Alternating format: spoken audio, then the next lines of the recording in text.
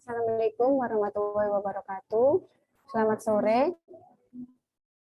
Salam sejahtera untuk kita semua. Alhamdulillah, puji syukur karena berkat rahmatnya kita semua masih bisa berkumpul bersama-sama menimba ilmu dengan para mentor kita yang luar biasa. Meski dilaksanakan secara online, semoga kita semua selalu sehat dan tetap semangat. Study Together kali ini akan membahas mata kuliah statistik deskriptif dan matematika ekonomi. Sebelumnya, perkenalkan nama saya Melina Gomez selaku Master of Ceremony pada sore hari ini.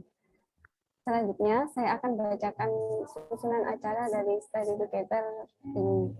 Yang pertama ada pembukaan, yang kedua ada sambutan dari Kahima, yang ketiga ada perkenalan pemateri, selanjutnya pemaparan materi, diskusi tanya jawab, games, pengumuman pemenang, sesi dokumentasi, dan yang terakhir ada penutup.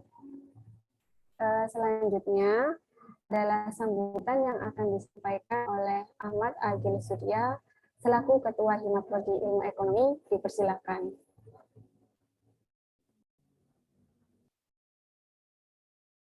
Bismillahirrahmanirrahim. Sudah terdengar?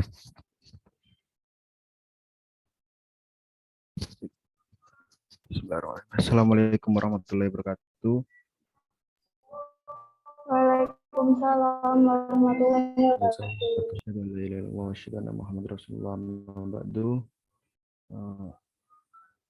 Yang saya hormati seluruh jajaran Hima Prodi Ilmu Ekonomi dari mahasiswa ilmu ekonomi sendiri. Di sini saya tidak akan ngomong panjang lebar. Yang jelas puja dan puji syukur kepada Allah Subhanahu wa taala kita selalu panjatkan, dan salat serta salam selalu kita panjatkan kepada Nabi Muhammad SAW. Dalam Ramadan seperti ini, kita sebagai yang diwajibkan untuk terus belajar dan kita melakukan kewajiban-kewajiban yang lainnya, sehingga apa yang kita inginkan dan apa yang kita ingin kita capai dapat terwujudkan di masa depan yang kita inginkan. Dan dalam acara ini, dalam Study Together ini, semoga di mahasiswa ilmu ekonomi sendiri mendapatkan apa yang mereka inginkan, apa yang kita butuhkan, dan apa yang kita bisa berikan kepada mahasiswa ilmu ekonomi sendiri. Mungkin tidak banyak ingin saya sampaikan, begitu saja. Mohon maaf jika ada salah-salah kata. Wallahu muwaffiq wal aqwamit thoriq. Wassalamualaikum warahmatullahi wabarakatuh.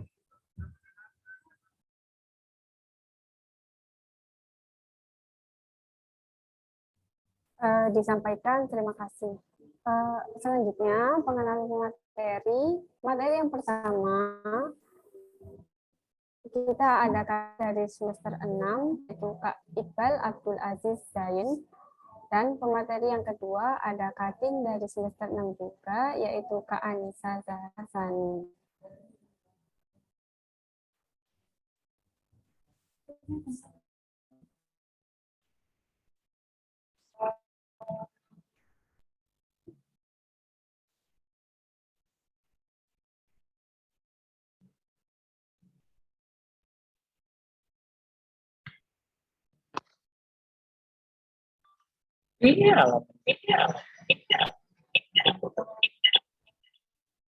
Selanjutnya, sambil menunggu Kak itu, kita tunggu dulu ya, karena Kak Iqbal belum join.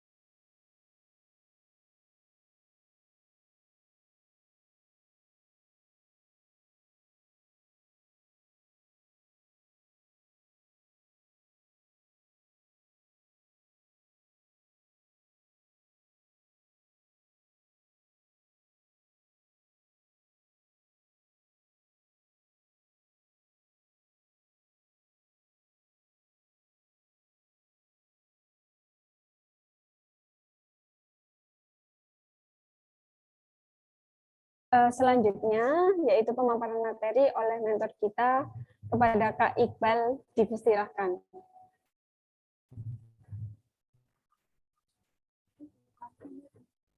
Oke, cek udah masuk ya suaraku, jelas nggak? Udah jelas, Kak, suaranya. Iya.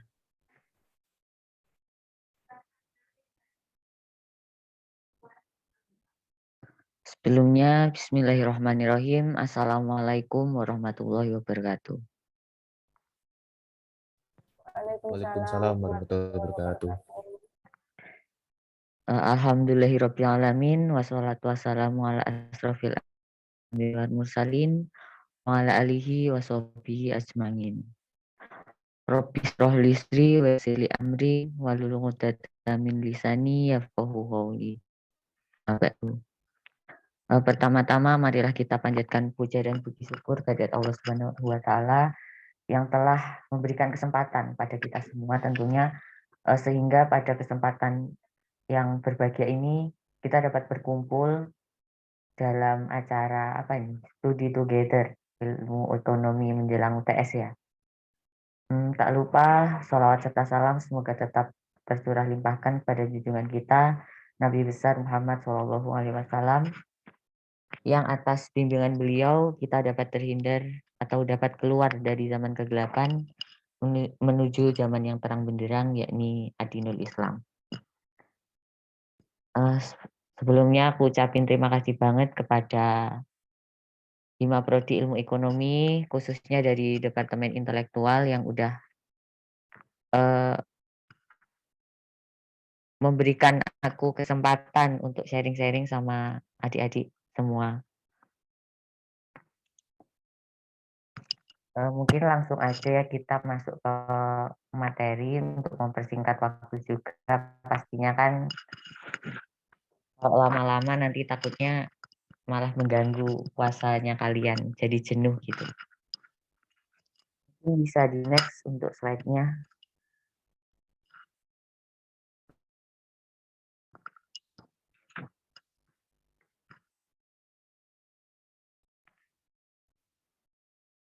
Mungkin bisa ke sebelumnya dulu aja.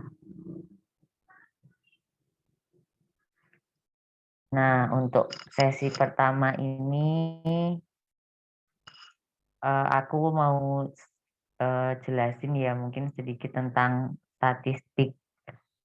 Nah, statistik itu sebenarnya apa sih?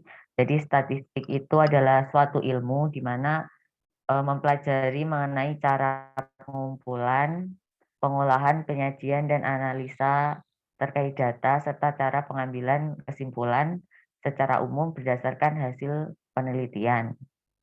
Nah, dalam singkatnya itu statistik adalah data ringkasan yang berbentuk angka. Jadi kuantitatif begitu. Nah, untuk statistik sendiri itu kan sebenarnya ada dua, yaitu statistik deskriptif yang akan kita pelajari pada kesempatan ini, dan yang kedua itu ada statistik inferensi. Untuk statistik inferensi ini kita mungkin untuk kalian mungkin dapatnya di semester depan ya. Apa sih bedanya deskriptif sama inferensi itu? Nah, kalau deskriptif itu lebih ke teknik pengumpulan, pengolahan, dan penyajian data ke dalam bentuk yang lebih mudah dipahami. Jadi disajikan lebih ke model penyajiannya. Nah, kalau inferensi itu setelah penyajian data nanti itu kita bisa ditarik kesimpulan. Jadi setelah data itu diolah dan disajikan itu nanti dari data tersebut nanti kita olah data yang diolah tersebut nanti kita ambil kesimpulannya seperti itu.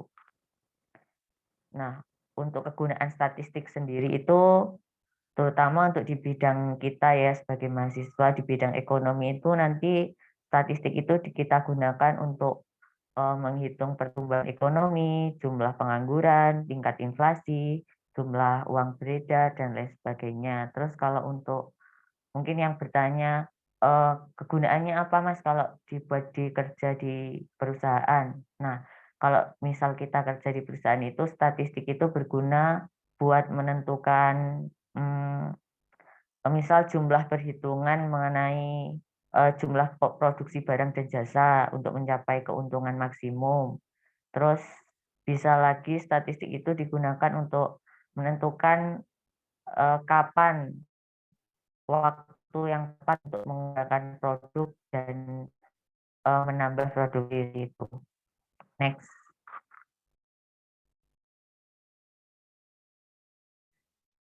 Nah, untuk kisi-kisi UTS statistik ya, untuk yang semester kalian ini, nanti yang pertama kita akan belajar mengenai populasi, sampel, dan data pengumpulan dan penyajian data. Kemudian ada distribusi frekuensi, kemudian ada ukuran pemusatan dan ukuran letak, dan yang terakhir ada ukuran penyebaran. Next.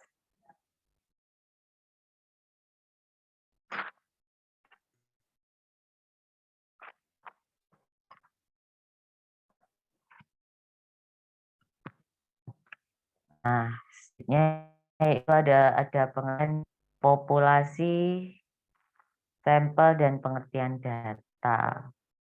Nah, populasi sendiri itu diartikan sebagai keseluruhan nilai yang mungkin hasil pengukuran ataupun perhitungan kualitatif maupun kuantitatif mengenai karakteristik tertentu dari semua anggota kumpulan yang lengkap dan jelas yang ingin dipelajari sifat-sifatnya. Jadi populasi itu misal dari keseluruhan mahasiswa Universitas Islam Negeri Sunan Ampel Surabaya itu disebut dengan populasi. Kalau untuk sampel itu adalah bagian dari populasi yang dianggap dapat mewakili dari populasi tersebut. Misalnya tadi kan populasinya seluruh mahasiswa Universitas Islam Negeri Sunan Ampel. Nah, kalau untuk sampelnya nanti misal dari 10 mahasiswa dari Fakultas FEBI, FD 10 mahasiswa FDK, 10 mahasiswa FSH, 10 mahasiswa Usuluddin, itu yang dinamakan sampel. Jadi sampel ini dapat mewakili dari populasi seperti itu. Nah, sedangkan data ini merupakan keterangan-keterangan yang keterangan-keterangan tentang suatu hal yang dapat berupa sesuatu yang diketahui atau yang dianggap atau anggapan seperti itu. Nah, selanjutnya mengenai pengumpulan dan penyajian data. Next.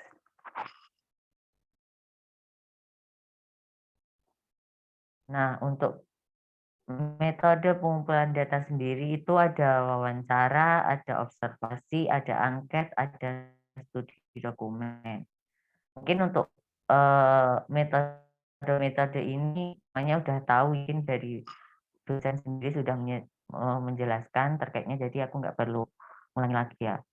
Terus selanjutnya mengenai penyajian data itu ada diagram batang, tabel, grafik, diagram scatter, diagram garis, dan diagram lingkaran. Next. Nah, sekarang kita masuk ke yang mulai hitung-hitungan nih. Distribusi frekuensi. Kita akan belajar mengenai langkah-langkahnya, terus langkah menyusun tabel, dan distribusi frekuensi kelompok, terus ada distribusi relatif dan kumulatif, ada histogram, poligon, ogive. Next. Oh ya, mungkin nanti kalau di misal aku ada penyampaian ada yang salah atau misal ya intinya ada kesalahan lah terkait aku nyampeinnya, kan di sini aku juga sambil nginget-nginget materi ini ya. Nanti mungkin dari kalian mungkin bisa langsung motong aja, nggak apa-apa. Santai aja di sini, sharing-sharing diskusi aja. Nah, kita masuk ke langkah-langkah menyusun tabel distribusi frekuensi. Yang pertama yaitu urutkan data dari yang terkecil sampai yang terbesar. Kemudian yang kedua itu ada hitunglah jangkauan atau range dengan rumus nilai terbesar data dikurangi nilai terkecil data. Kemudian selanjutnya ada hitungnya kelas dengan aturan Sturges, yakni K sama dengan 1 plus 10/3 log N.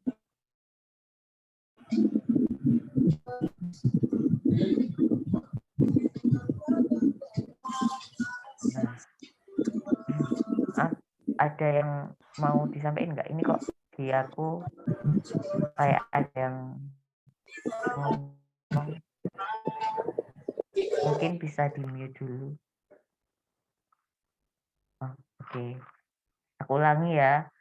Untuk yang ketiga itu ada hitung banyaknya kelas dengan aturan Sturges, di mana K sama dengan 1 plus dalam kurung 10/3 log N.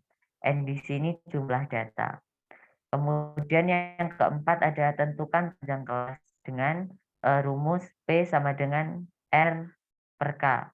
Terus yang kelima ada tentukan batas bawah data pertama. Kemudian ada tentukan batas atas data pertama. Dan yang akhir hitung jumlah kelas. Next.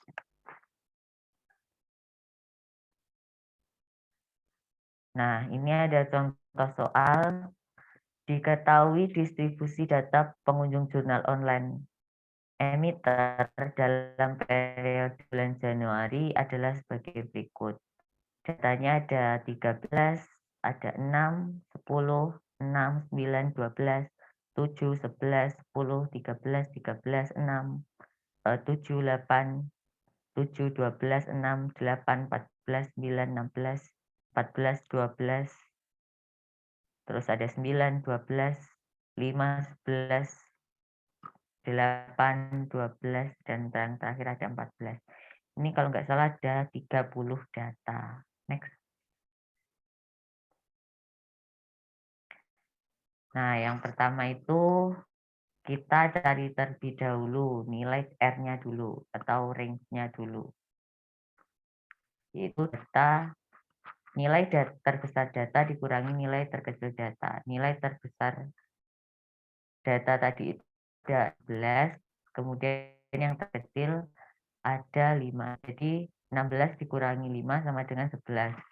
Nah, selanjutnya kita cari panjang kelasnya dengan cara kita masukin ke dalam rumus yang tadi 1 plus dalam kurung 10/3 log N sama dengan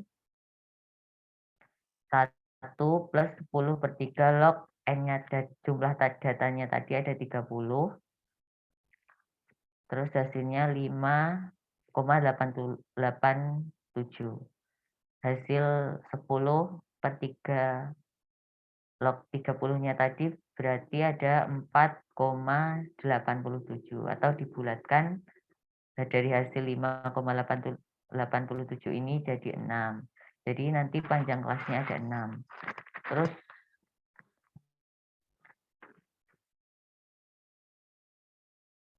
untuk untuk K tadi jumlah kelas. Nah, selanjutnya untuk ini kita baru cari panjang kelasnya. Caranya dengan R per K. Jadi ada 11 dikurangi 6. Sama dengan 1,63 dibulatkan jadi 2. Terus untuk batas bawahnya yaitu 5 dan batas atasnya ada 16.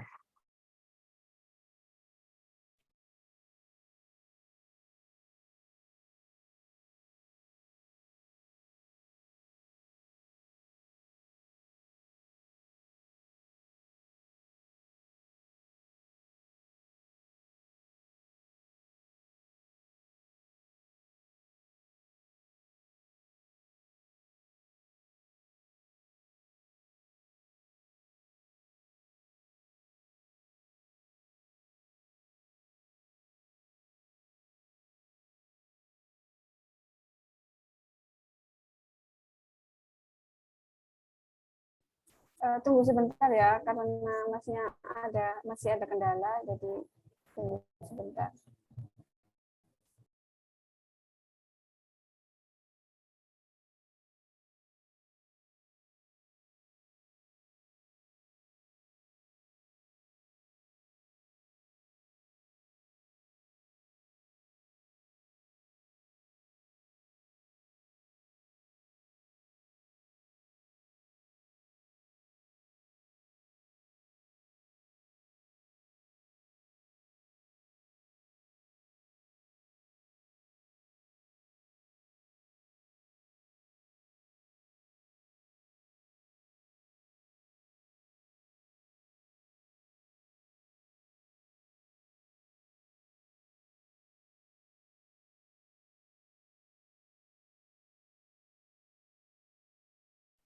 Mungkin mentor kita sedang ada gangguan, jadi kita tunggu sebentar ya.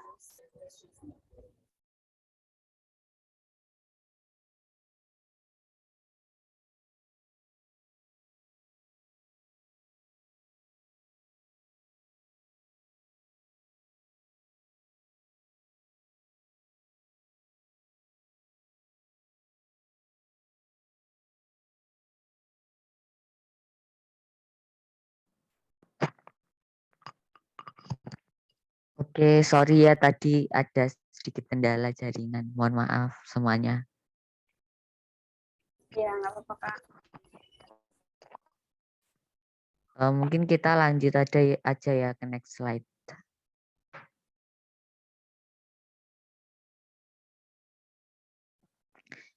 Nah, sekarang kita cari distribusi relatif. Nah, di sini ada tabel mengenai distribusi relatif, di mana distribusi relatif itu kita cari istilahnya itu nilai presentasinya seperti itu. Jadi nanti di sini ada jumlah frekuensi dibagi dengan keseluruhan frekuensi. Mulai dari kelas yang pertama sampai kelas yang terakhir. Yang ini yaitu kelas ke-6. Sama juga kalau untuk presentase, jadi nanti ini 5/30 di kelas pertama itu hasilnya berapa kali 100 dipersenkan gitu. Mungkin di sini terkait dengan distribusi ada yang ditanyakan dulu mungkin atau dilanjut aja. Saya tak rasa ini mudah ya.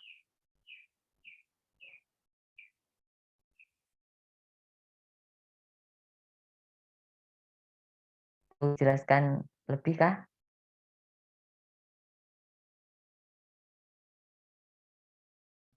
Kalau masih nggak ada yang tanya, boleh dilanjut aja dulu, Kak. Oke.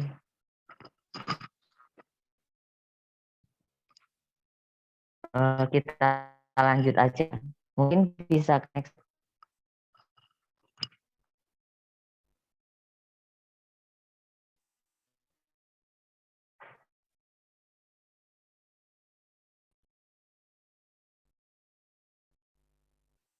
Nah, sekarang kita ke distribusi kumulatif. Bentar ya, bentar.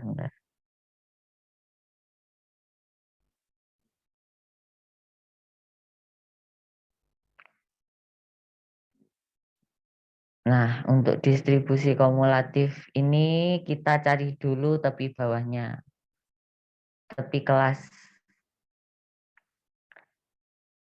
Caranya itu nilai yang bawah, nilai kelas yang bawah, ya ini kan ada nilai interval kelas yang bawah itu 5 ini kita kurangi 0,5. Jadi hasilnya ada 4,5. Terus 7 dikurangi 0,5 ada 6,5 sampai untuk kelas yang terakhir yang ke-6 yakni 15 dikurangi 0,5 hasilnya 14,5. Selanjutnya kita cari untuk kumulatif yang kurang dari. Kita cari untuk data yang kurang dari 4,5 itu ada berapa. Karena tadi data terkecilnya itu 5, berarti yang di bawah dari 4,5 itu ada 0. Terus selanjutnya untuk data yang kurang dari 6,5. Ini ada 6. Kemudian ada data yang kurang dari 8,5 ada 11. Kemudian untuk data yang kurang dari 10,5 itu ada 16. Data yang kurang dari 16,5 itu ada 30. Mungkin bisa di next.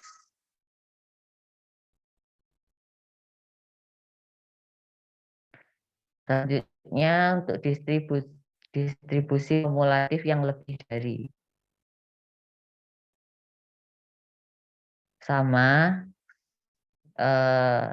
step by step-nya kayak yang kurang dari tadi. Cuma kalau untuk yang lebih dari ini, kita cari data yang lebih dari 4,5. Kalau tadi kan yang kurang dari 4,5, kalau sekarang yang lebih dari 4,5. Jadi yang lebih dari 4,5 itu ada 30 data. Kemudian yang lebih dari 6,5 itu ada 25. Kemudian selanjutnya yang lebih dari 8,5 itu ada 19. Kemudian yang yang lebih dari 10,5 itu ada 14. Dan yang sampai yang terakhir yang lebih dari 16,5 itu ada 0 karena datanya itu yang paling besar cuma 16. Next. Nah, sekarang kita masuk ke penyajian data.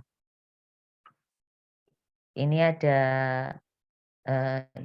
histogram sama poligon. Untuk yang balok-balok ini, itu histogram, kalau yang garis naik turun ini poligon.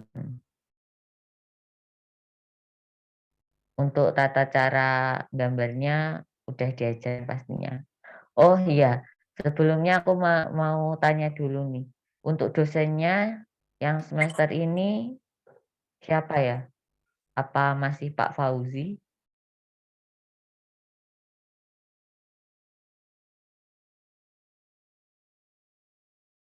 Atau mungkin ada dosen lain?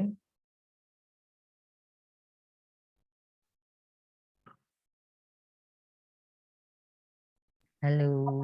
Yang mau jawab dosennya untuk semester 2 statistik deskriptif bisa ditulis di kolom chat ya. Iya, bisa ditulis di kolom chat. Udah lapar atau ini? Jam berapa sih? Belum ada jam 4. Udah lemes nih kayaknya. Oh, Pak Fauzi.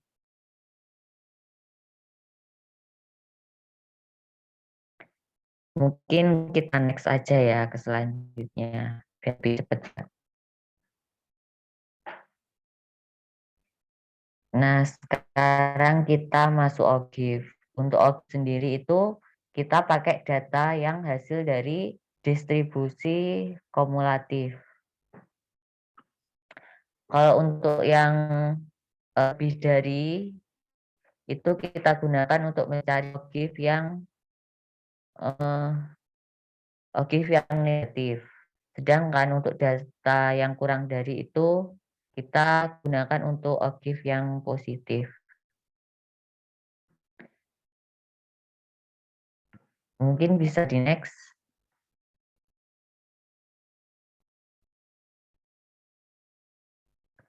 Nah, sekarang kita masuk ke ukuran pemusatan dan ukuran letak.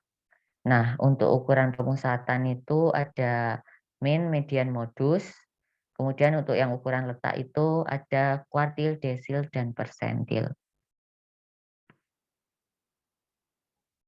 Bisa di next.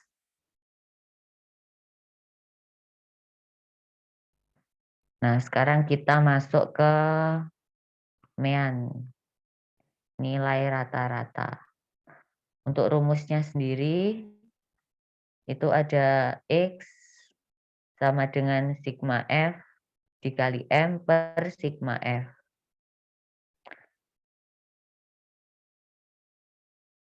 Atau ini kita masukin ke angka, jadi X sama dengan 297 dibagi dengan 43 sama dengan 9,9.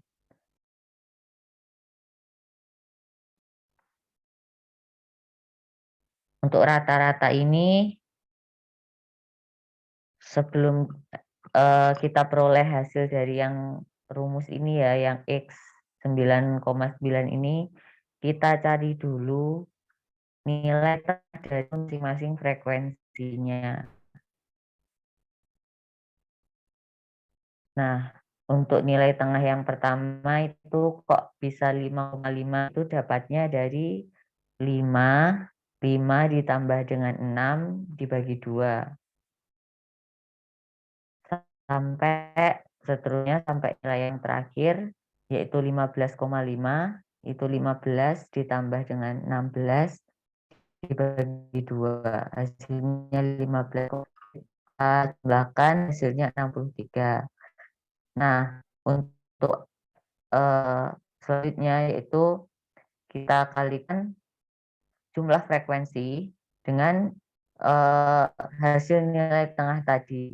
Jadi 5,5 ini kita kali dengan jumlah frekuensi untuk kelas pertama yaitu ada 5, hasilnya ada 27,5 sampai kita hitung sampai yang terakhir 15,5, hasilnya itu ini kita dapat dari 1 dikali 15,5. Terus kita jumlah total semuanya hasilnya 297. Terus kita masukin lagi ke rumus yang pertama tadi, 297 dibagi dengan 63 hasilnya 9,9. Next.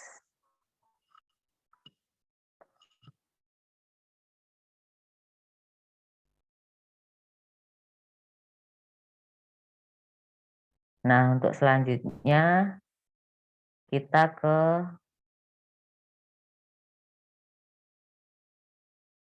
modus atau nilai yang sering muncul. Untuk rumusnya sendiri ada MO sama dengan B plus P dalam kurung B1 per B2 plus B2 B1 B2. Sebentar ya, bentar.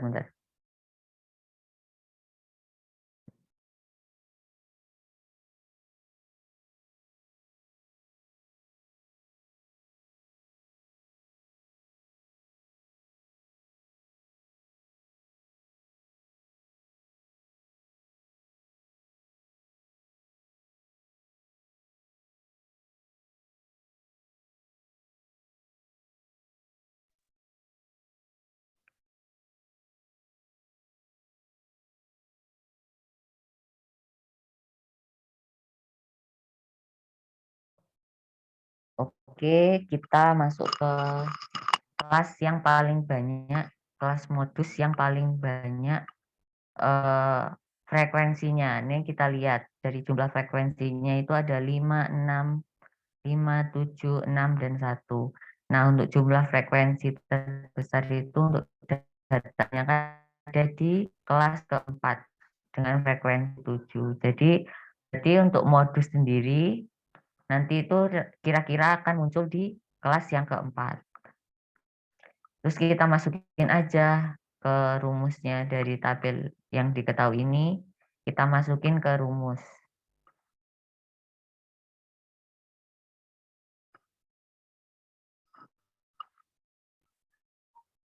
Nah, oh ya, sebelumnya ini untuk B ini,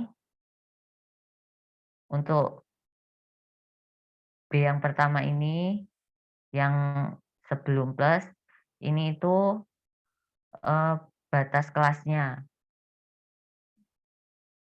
Jadi kan untuk kelas keempat ini, batas kelas terendahnya itu kan ada di 11. Jadi batas kelasnya berarti ada di 10,5. Terus untuk B1 ini, itu jumlah frekuensi dari kelas keempat dikurangi dengan jumlah frekuensi sebelumnya. Jadi karena jumlah frekuensi di kelas yang keempat ini ada 7, jadi kita kurangi dengan jumlah frekuensi di kelas sebelumnya, yaitu kelas ketiga 5. Jadi 7 dikurangi 5, hasilnya 2. Nah, kalau untuk yang B2, itu jumlah frekuensi dari kelas modus dikurangi dengan jumlah kelas sebelumnya. Selisihnya lah, selisihnya dengan kelas sesudahnya. Jadi kelas sesudahnya itu kan ada jumlah frekuensinya ada 6, jadi 7 dikurangi 6. Itu ada 1. Jadi sekarang kita masukin aja ke rumusnya. MO sama dengan 10,5 plus 2 dalam kurung 2/2 plus 1. Hasilnya itu ada 10,5 plus 2, 2/3. Kemudian 10,5 plus 1,3, hasilnya ada 11,8. Mungkin bisa di next.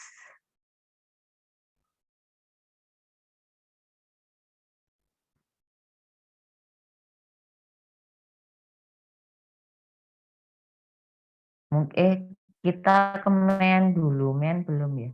Main di sebelumnya kayaknya, belum modus. Nah, untuk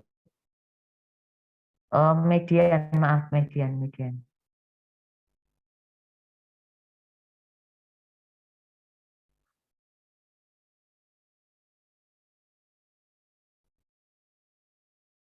Nah, untuk median sendiri itu nilai tengah.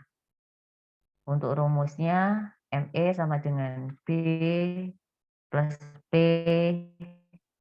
dalam kurung setengah N min FK F. Langkah pertamanya kita cari dulu mediannya ada di mana. Caranya itu ada dari kita jumlah data yakni 30, kita bagi 2, kita cari tengah-tengahnya, ada di data ke-15. Jadi kita cari data ke-15 itu berarti ada di kelas yang ketiga.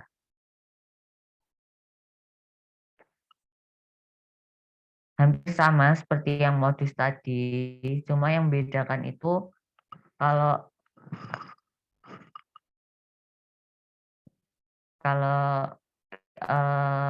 median itu FK itu kita pakai jumlah frekuensinya, jadi bukan selisih. Kalau modus tadi kan selisih. Nah, kalau median ini kita pakai jumlah frekuensinya. Jadi kita masukin dari tabel ini, kita masukin hasilnya semua ini ke rumus.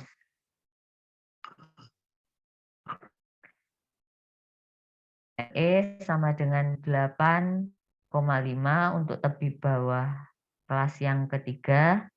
Terus kita jumlah dengan panjang kelas, yaitu ada 2.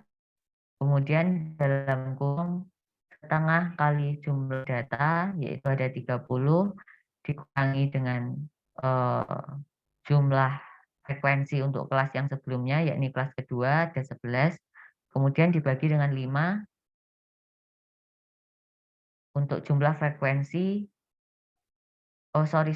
Untuk yang 11 ini tadi frekuensi kumulatif. Nah, kalau yang bawah ini baru frekuensi, jumlah frekuensinya yaitu 5. Kemudian 8,5 ditambah 2 dikali 4,5. Hasilnya ada 1,6. Jadi untuk hasil perhitungan MEN itu ada 8,5 ditambah 1,6 hasilnya 10,1. Next.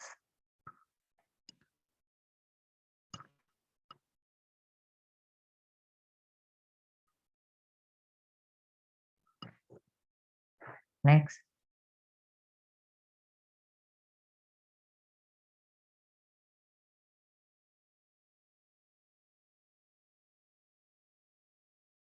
Nah, sekarang kita masuk ke pemusatan letak, yaitu ada kuartil.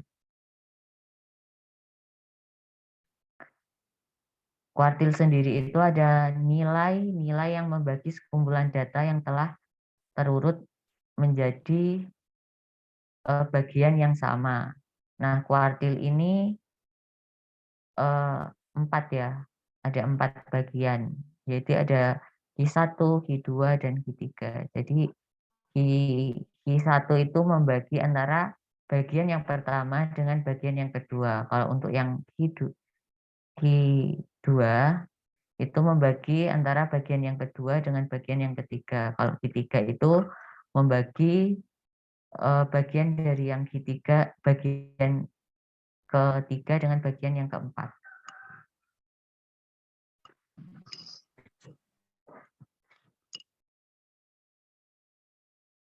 Nah, di sini ada tabel mengenai tabel tentang perhitungan kuartil. Untuk kelasnya, jumlah kelasnya sendiri ada 1, 2, 3, 4, 5, 6, 7, ada 7. Dengan jumlah datanya itu ada 60. Nah, untuk kuartil ini rumusnya Q1, QI sama dengan B plus P dalam kurung I kali N per 4 dikurangi dengan frekuensi kumulatif FK dibagi dengan F. Untuk selanjutnya kita cari dulu Q1 itu ada di mana, kuartil 1 itu ada di mana. Jadi Q1 sama dengan 1/4 kali jumlah data. Jadi 1/4 dikali 60 sama dengan 15. Kita cari dulu di tabel ini untuk data ke-15 itu ada di kelas yang ketiga. Jadi antara data ke-33 sampai data ke-43. Kita masukin ke rumus. Q1 sama dengan kita cari untuk batas bawahnya untuk kelas ketiga 33 dikurangi 0,5 ada 32,5. Terus kita jumlahkan dengan panjang kelas itu ada 11. Kemudian kita cari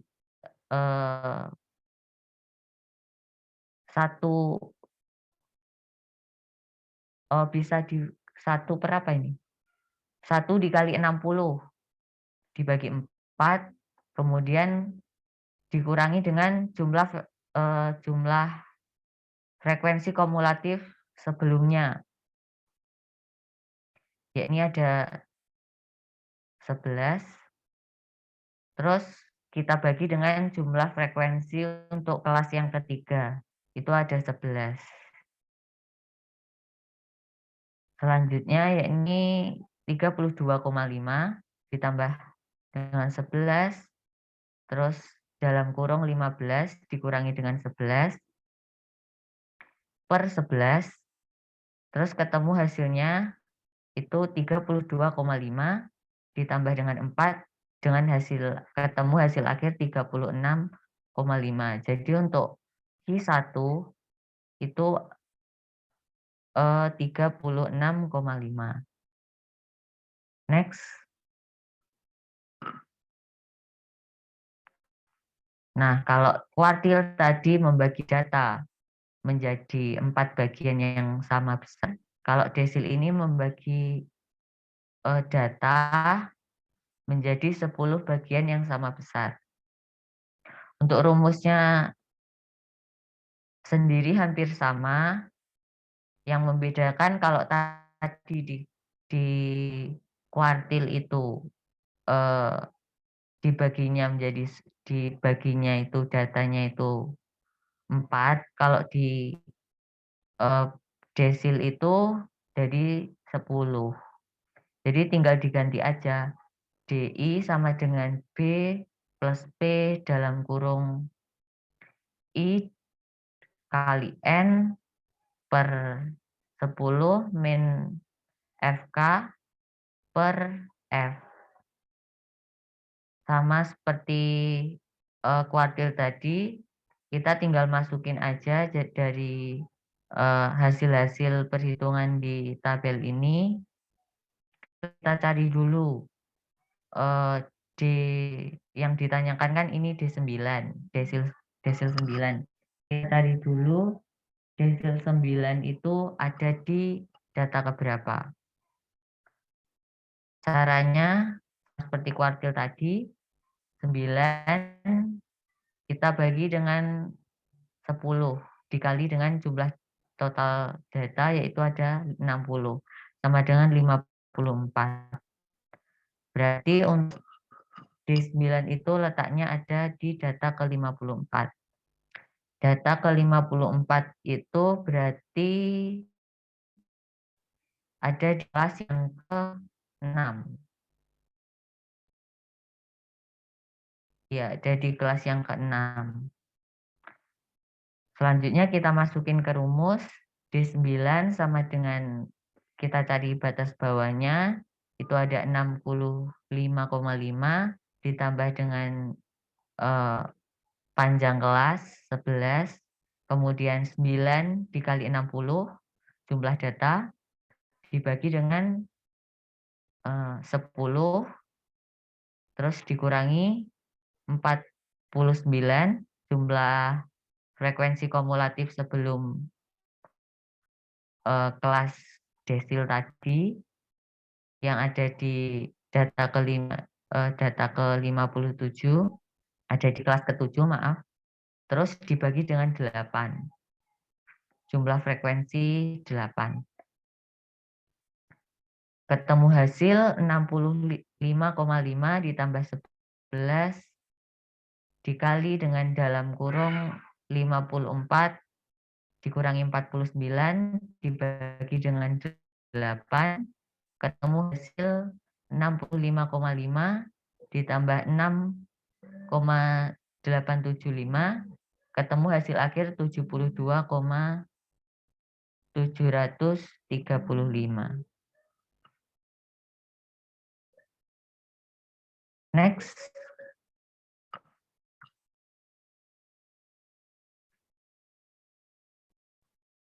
Nah, untuk persentil sama seperti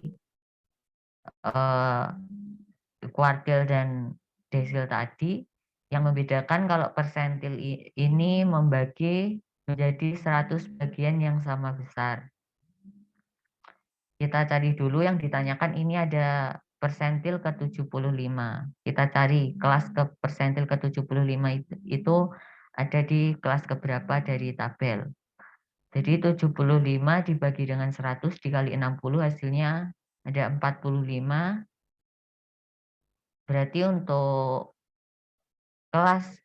persentil ke-75 itu ada di kelas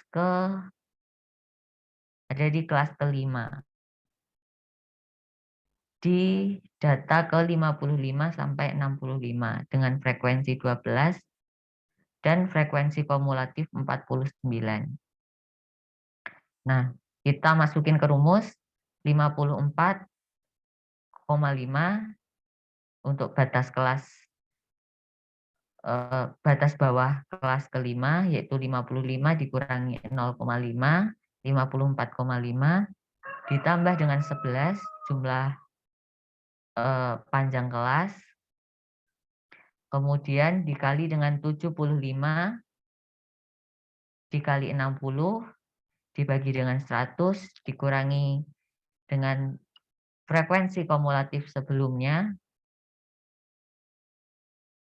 itu ada 37 dibagi dengan 12, ketemu hasil 54,5 ditambah 11 dikali 45 dikurangi 37 per 12. Ketemu hasil 54,5 plus 7,3 dengan hasil akhir 61,8. Jadi untuk persentil ke 75 itu nilainya ada 61,5. Next.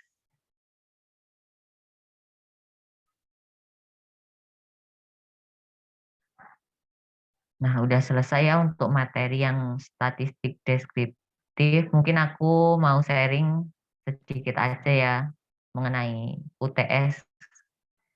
Gimana sih tipsnya biar terkadang itu kita panik kalau menghitung secara manual itu kan panik ya. Mesti kita itu keteteran kalau disuruh menghitung dalam waktu. Kalau Pak Fauzi itu biasanya UTS sekitar 2,5 jam ya.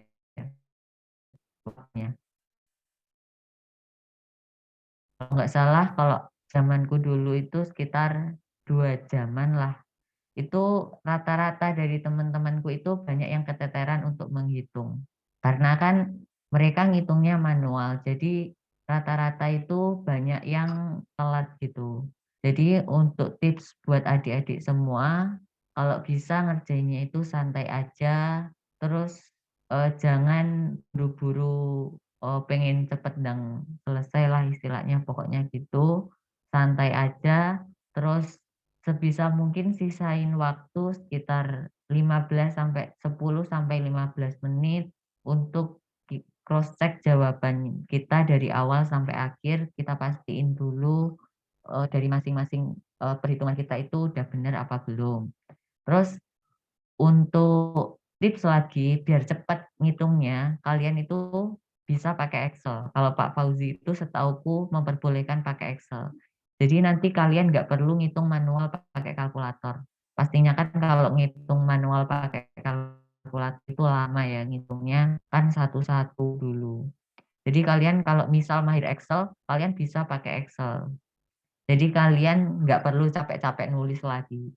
Kalau Excel itu kan lebih praktis lah istilahnya. Mungkin itu tips dari aku buat kalian menghadapi UTS statistik deskriptif. Mungkin ada yang ditanyakan sebelum aku tutup terkait dengan materi statistik deskriptif. Dipersilakan jika ada yang ingin bertanya dan yang dirasa masih belum paham atau yang kondisi jaringannya kurang bagus, boleh menuliskan pertanyaan di kolom komentar atau raise hand.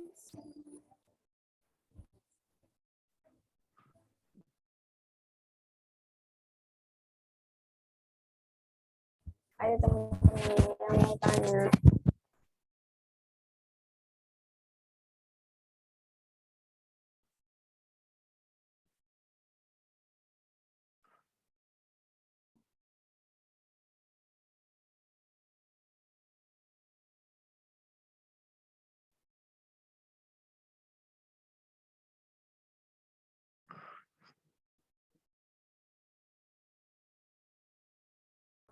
Teman-teman nggak ada yang nanya tadi ini.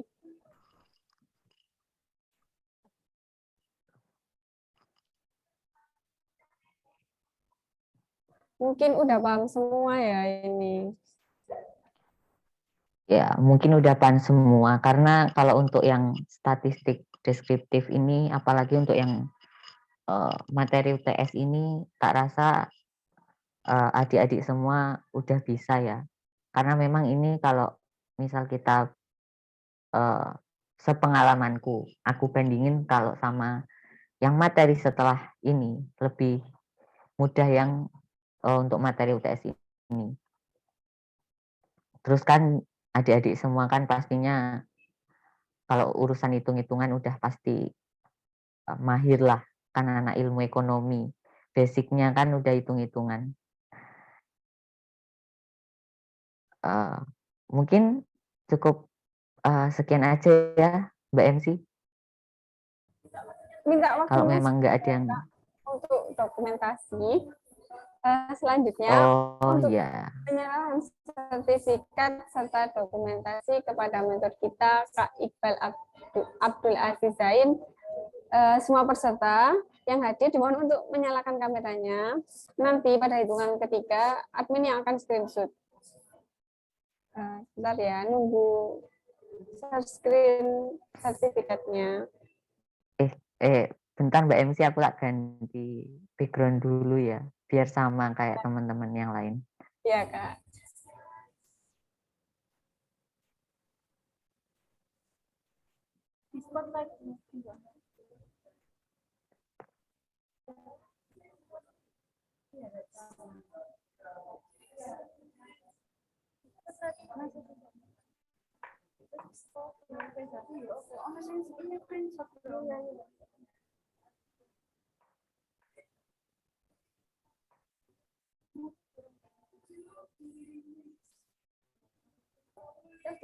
Bentar ya, nunggu kakaknya ganti background dulu. Nanti kita screenshot.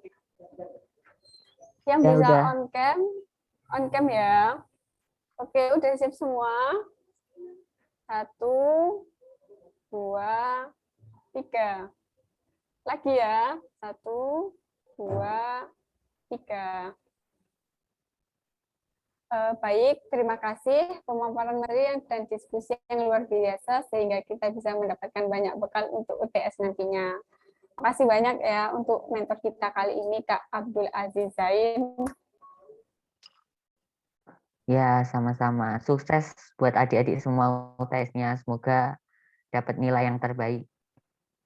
Usahain 100 ya. Amin.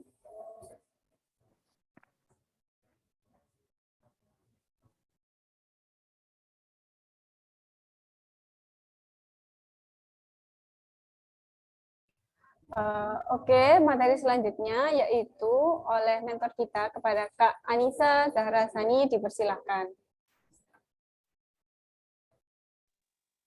Halo semua, selamat sore. Masih semangat kan buat belajarnya? Masih, Kak. Masih. Oke, tak kenal maka tak sayang. Makanya saya akan memperkenalkan diri dahulu. Perkenalkan, nama saya Anissa Zahra Sani. Saya sekarang semester 6. Oke, tanpa berlama-lama, langsung kita ke materinya aja ya.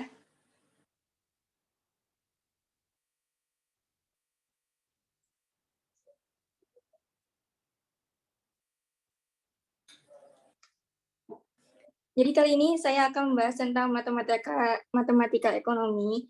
Jadi matematika ekonomi itu matematika yang diterapkan di ekonomi.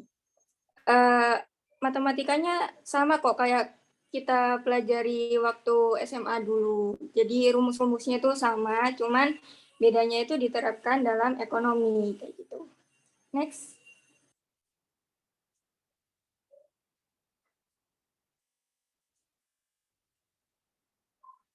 Jadi yang pertama saya akan bahas tentang fungsi linear. Jadi fungsi linear itu merupakan fungsi dengan pangkat tertinggi, yaitu dengan variabel bebasnya itu 1. Jadi bentuk umumnya itu sama dengan Y sama dengan A plus BX atau Y sama dengan MX plus C. Di mana Y itu merupakan variabel terikat, X itu variabel bebas, A atau C itu merupakan konstanta, B atau M itu koefisien atau gradien. Next.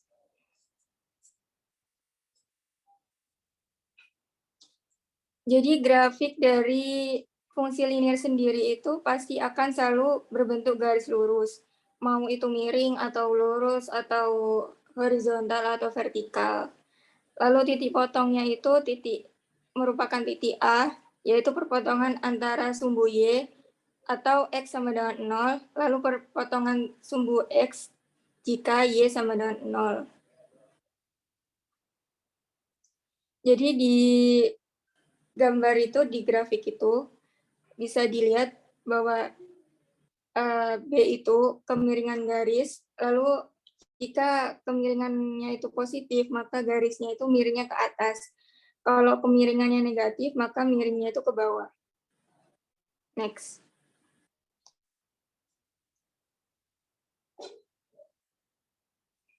Nah, ini ada kemiringan garis fungsi linear, ada 4 macam. Yang pertama itu kemiringan negatif, itu biasanya ada di fungsi permintaan. Lalu yang kedua ada kemiringan negatif, itu biasanya ada di fungsi penawaran. Lalu yang ketiga ada kemiringan 0, di mana itu kondisinya harganya itu tetap, tapi jumlah permintaan atau penawarannya itu bertambah. Lalu yang keempat itu ada kemiringan tertentu di mana jumlah permintaan atau penawaran itu tetap, tapi harganya itu meningkat. Next.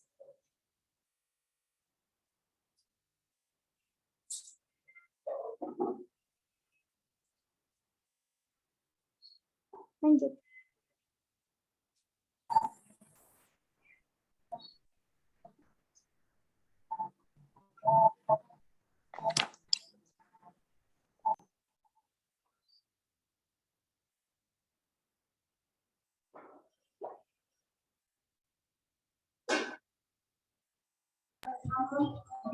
Tanya Om ya, Mbak Eko di. Oh, ada kendala. Slide-nya di saya belum ganti. Sudah. Lalu ini menentukan persamaan fungsi linear. Ada metode 2 titik, yaitu dengan Y min Y1 per X min X1 sama dengan Y2 min Y1 per X2 min X1. Lalu ada satu titik, satu kemiringan. Nah, itu M itu gradiennya. Di mana Y sama dengan Y1 sama dengan MX min, itu X1 ya, bukan Y1. Nah, contohnya itu, tentukan persamaan garis lurus melalui titik 3, min 4 dan min 2,6. Nah, titik 3, min 4 itu X1 sama Y1. Nah, titik min 2,6 itu X2 sama Y2. Lalu dimasukin ke rumus Y min Y1 per Xn min X1 sama dengan Y2 min Y1 sama dengan per X2 min X1. Lalu sama dengan Y min Y kurang minus 4 per X min 3 sama dengan 6 kurang min 4 per min 2 min 3. Perlu diketahui bahwa saya ingatkan lagi, kalau minus ketemu minus itu jadinya plus. Nah, di situ jadinya Y plus 4 per X min 3 sama dengan 10 per min 5. Lalu bisa itu dikalikan ya. Jadi Y plus 4 dikali min 5. Nah, hasilnya itu sama dengan min 5 Y min 20. Lalu X min 3 dikali 10 sama dengan 10 X min 30. Lalu bisa dipindah ruas. Lalu jadinya min 5Y sama dengan 10X min 30 per 20. Min 5Y sama dengan 10X min 10. Y sama dengan min 2X min 2. Lalu soal yang kedua, tentukan persamaan garis yang bergradien 2 melalui titik min 3,1. Titik min 3,1 itu X1 sama Y1. Nah, bisa dimasukin ke rumus. Y min Y1 sama dengan MX min X1. Itu X1 ya, bukan Y1 ya. jangan salah. Nah, Y1-nya itu bisa dipindah ruas, jadinya plus ya, dipindah ruas dari kiri ke kanan. Soalnya min dari awalnya itu kan min Y1, lah kalau dipindah ruas kan jadinya plus Y1. Nah, sama dengan dimasukin aja gradiennya tadi kan 2, terus habis itu X1-nya itu kan min 3, lalu Y1-nya 1. Nah, jadinya itu Y sama dengan 2X minus min 3 plus 1 sama dengan 2X plus 3 plus 1.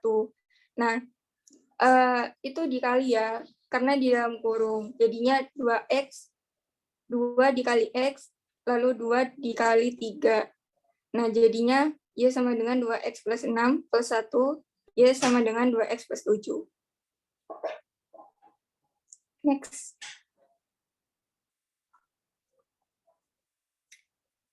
Lalu ada penggal lereng, yaitu sama dengan Y sama dengan A plus BX. Lalu ada dui penggal, Y sama dengan A min A per CX.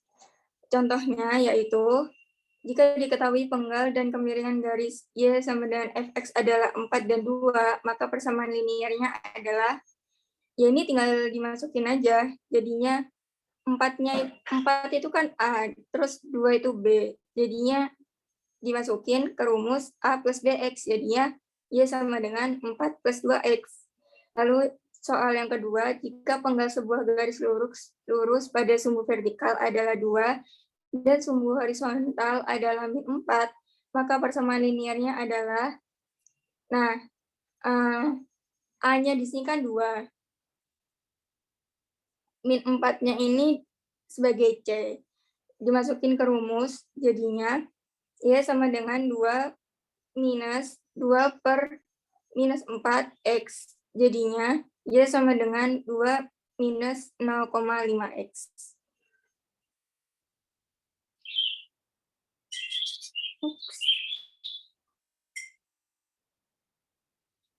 Nah, ini ada hubungan dua garis lurus, di mana ada dua garis sejajar, di mana memiliki syarat yaitu bergradien sama, yaitu M1 sama dengan M2.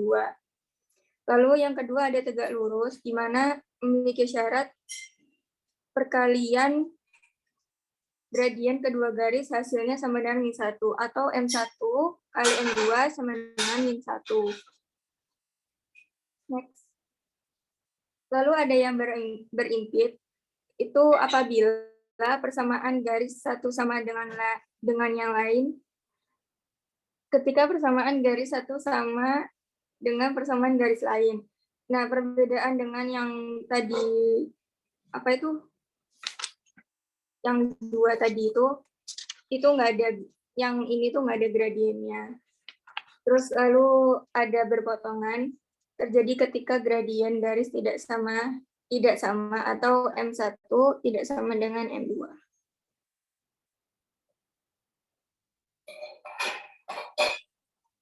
Nah, aplikasi fungsi linear dalam ekonomi itu ada digunakan di macam-macam fungsi. Yang pertama ada fungsi permintaan. Perlu kita ingat lagi bahwa permintaan itu kan hukumnya ketika harga naik, maka jumlah permintaan itu turun. Nah, faktor harga itu kan dianggap tetap dan faktor lain itu dianggap konstan atau ceteris paribus. Nah, bisa dilihat bahwa fungsi permintaannya itu yaitu QD sama dengan A min BP, atau P sama dengan min 1 per B per min A plus QD. Lalu yang kedua ada fungsi penawaran atau supply, di mana hukumnya itu ketika harga naik, maka penawaran itu juga ikutan naik. Nah, rumus dari fungsi penawaran yaitu QS sama dengan A plus BPS. Lalu yang ketiga ada keseimbangan pasar. Tercipta keseimbangan pasar itu sendiri kan apabila fungsi permintaan itu kan bertemu dengan fungsi penawaran. Nah, rumus dari keseimbangan pasar sendiri itu tercipta apabila QD sama dengan QS, maka keseimbangan pasarnya yaitu PD sama dengan PS.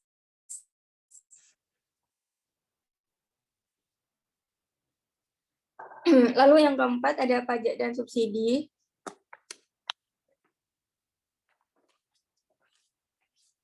Nah, pajak itu jika pemerintah mengenakan pajak terhadap suatu barang, maka harga barang tersebut akan naik.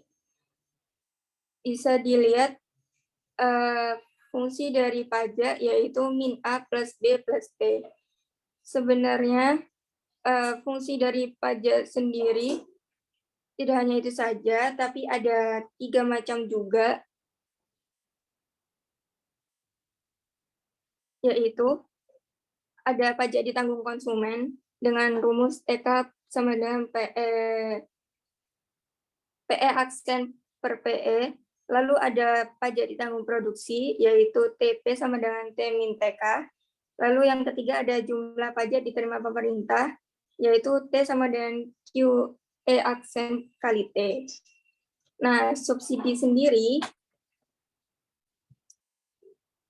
yaitu dengan rumus min A plus B min S. Bedanya, kalau di pajak itu plus, kalau di subsidi itu minus. Nah, yang kelima ada fungsi konsumsi.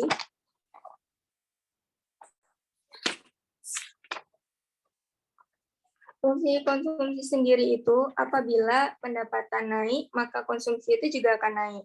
Maka fungsinya didapatkan C sama dengan A plus BY, dengan A sama dengan APC min MPC Y.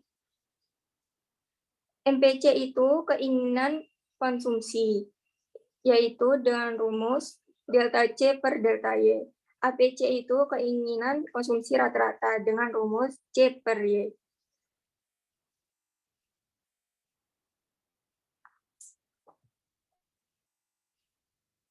Nah, lalu yang keenam ada fungsi tabungan.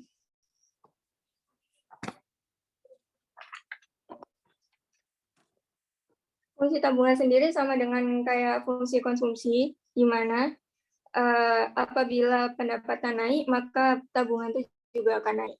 Di mana rumusnya yaitu S sama dengan min A plus 1 min BY, atau S sama dengan min A plus BY.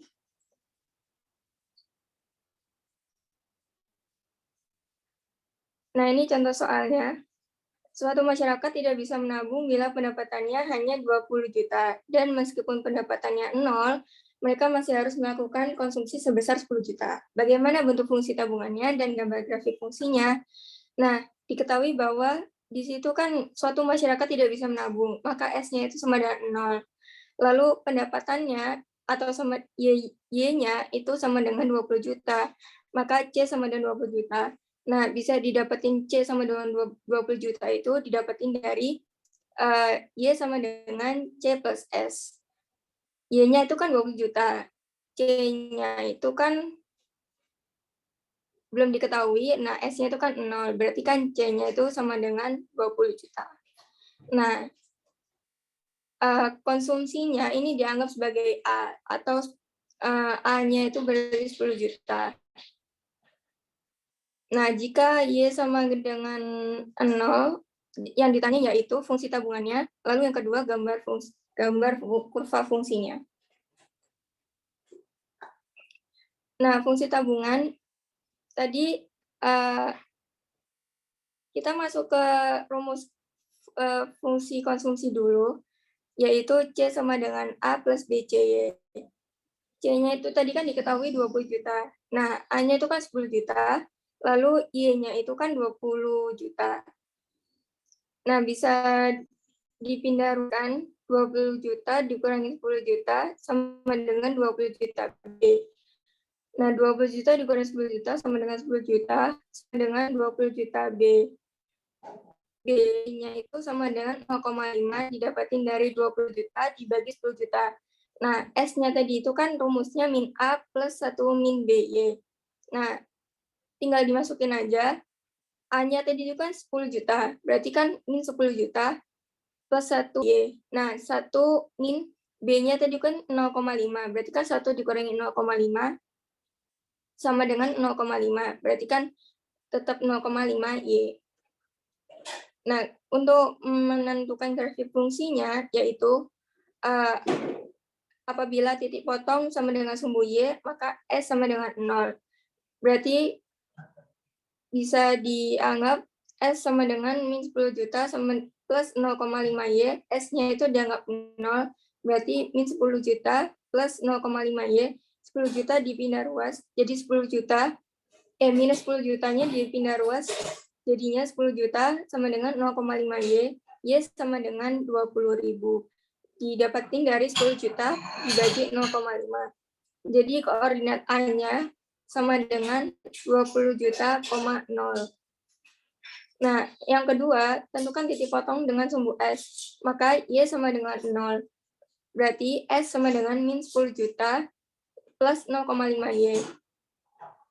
S sama dengan min 10 juta plus 0,5 kali 0. S sama dengan minus 10 juta. Berarti koordinat B didapetin 0, min 10 juta. Lalu bikin garis aja seperti di gambar. Biar nggak panjang-panjang bisa disingkat aja. Jadi itu min 10. Berarti kan koordinat A-nya kan 20,0. Bisa ditulis di itu di grafiknya, Y-nya itu dianggap sebagai X kan, terus S-nya itu kan dianggap sebagai Y. Berarti kan 20 itu ditaruh di X, nah Y-nya itu kan 0. Lalu yang kedua, koordinat B-nya itu kan X-nya itu kan 0, terus Y-nya itu kan min 10. Nah, bisa ditarik garis, berarti ya seperti itu garisnya. Bisa dilihat di gambar. X. Lalu yang kedua, kita masuk ke fungsi kuadrat. Fungsi kuadrat itu sebenarnya sama kayak fungsi linear tadi, cuman dia pangkat tertingginya itu 2. Nah, fungsi kuadrat itu diterapkan di ilmu ekonomi di kuadran 1, di mana X, Y bernilai positif. Dengan bentuk umum fungsi kuadrat sama dengan Y sama dengan AX kuadrat plus BX plus C. Di mana A sama dengan B tidak sama dengan 0, kurva berbentuk lingkaran. Jika A tidak sama dengan B tetapi bertanda sama, maka kurva berbentuk elips. Jika A dan B berlawanan tanda, maka kurva berbentuk hiperbola. Jika A sama dengan 0 atau B sama dengan 0, tetapi tidak keduanya, maka kurva berbentuk parabola. Next.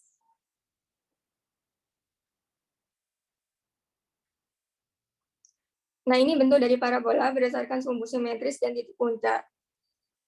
Apabila bisa dilihat di gambar, nah apabila Y sama dengan AX kuadrat plus BX plus C, maka parabolanya terbuka ke atas atau ke bawah tergantung dengan A-nya. Jika A-nya kurang dari 0, maka terbukanya ke bawah. Jika A lebih dari 0, maka terbukanya ke atas. Nah, yang kedua, X sama dengan AY kuadrat plus BY plus C, maka parabolanya terbuka ke kanan atau ke kiri. Nah, ini juga tergantung dengan A-nya. Apabila A-nya lebih dari 0, maka terbukanya ke kanan. Apabila A kurang dari 0, maka terbukanya ke kiri.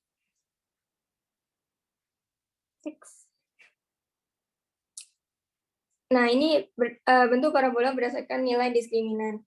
Diskriminan sendiri itu rumusnya sama dengan D kuadrat 4AC. Nah, jika D lebih dari 0, maka persamaan kuadrat memiliki 2 akar real yang berbeda dan memotong di 2 titik. Nah, jika D sama dengan 0, maka persamaan kuadrat memiliki 1 akar real dan menyinggung sumbu X di 1 titik. Jika D kurang dari 0, maka persamaan kuadrat memiliki akar imajiner dan tidak menyinggung sumbu X.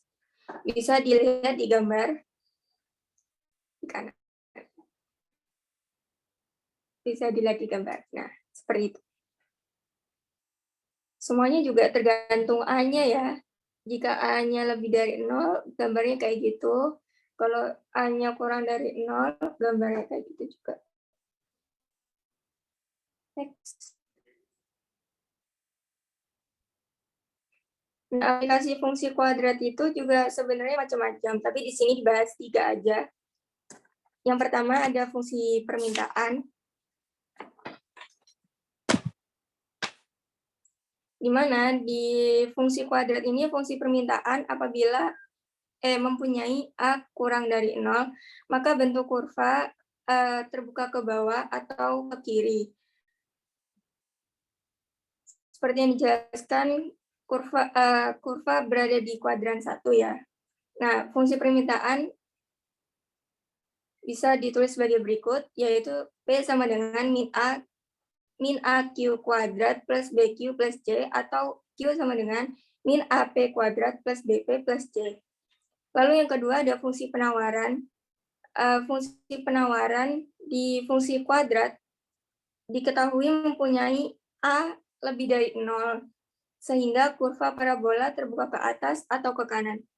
Dengan rumus fungsi yaitu P sama dengan AQ kuadrat plus BQ plus C, atau Q sama dengan AP kuadrat plus BP plus C.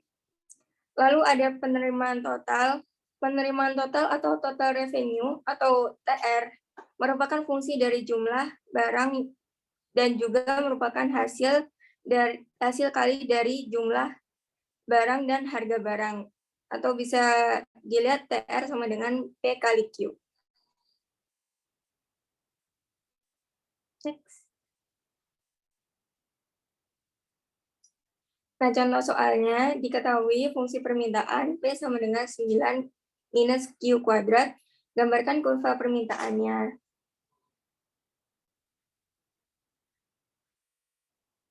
Yang pertama, menentukan arah parabola. Dari fungsi di atas, kan minus Q kuadrat ya. Karena minus berarti parabolanya itu terbukanya ke bawah. Lalu menentukan titik potong sumbu Q sama sumbu P. Jika sumbu Q, maka P untuk menentukan sumbu Q, maka P sama dengan 0. Dimasukin aja, di P sama dengan 9 minus Q kuadrat, P-nya 0. Berarti kan 0 sama dengan 9 minus Q kuadrat. Didapetin Q kuadrat itu 9 minus Q kuadrat itu kan sama dengan Q plus 3 minus Q plus 3. Nah, Q plus 3 sama dengan 0 atau minus Q plus 3 sama dengan 0. Nah, Q1-nya didapetin minus 3, lalu yang Q2-nya didapetin 3. Bisa didapetin 3 itu kan karena plus 3 itu kan dipindah arus minus 3. Nah, minus Q sama dengan minus 3 itu kan kalau dibagikan jadinya plus. Nah, Q2-nya berarti 3. Nah, koordinat Q1-nya didapetin minus 3,0 sama Q2-nya sama dengan 3,0. Lalu titik potong sumbu P, maka Q-nya itu sama dengan 0. Nah, P sama dengan 9 minus Q kuadrat, P sama dengan 9 minus 0 kuadrat, P sama dengan 9. Nah, koordinat P sama dengan 0,9.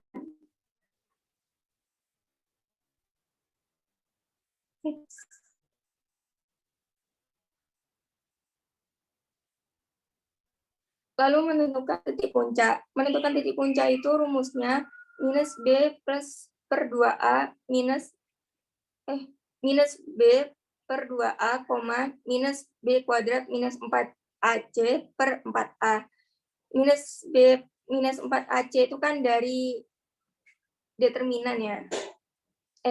Iya benar. Determinan per 4A. Nah, dari yang didapetin di sebelumnya tadi itu kan, B-nya itu kan 0. Nah, A-nya itu kan min 1. Berarti kan tinggal dimasukin min 0 per 2 minus 1. koma, min 0 kuadrat, min 4, min 1. Nah, C-nya itu kan 9. Berarti dikasih 9 per 4 kali minus 1. Bisa didapetin minus 0 per minus 2, minus 0 kuadrat, dikurang minus 36 per 4 kali minus 1. Sama dengan minus 0 dibagi minus 2 itu kan sama dengan 0, minus 36 per minus 4. Bisa didapetin QP sama dengan 0,9. Nah, titik puncaknya itu didapetin 0,9. Nah, dari titik koordinat yang kita cari tadi bisa diletakkan saja sesuai dengan titik-titik koordinatnya tadi. Nah, tadi itu kan dapat 3,0 minus 3,0, lalu titik puncaknya itu kan 0,9. Nah, disambungin aja seperti di gambar itu.